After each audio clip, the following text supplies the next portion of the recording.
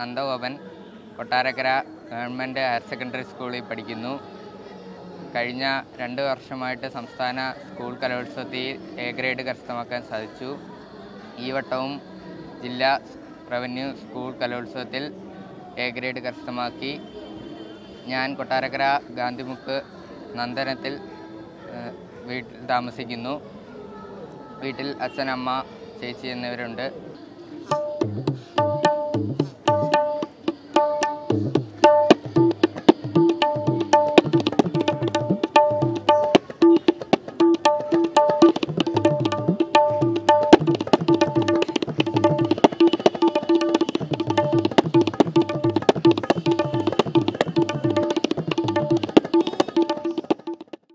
മത്സരിക്കാനായി 9 കുട്ടികളുണ്ടായിരുന്നു.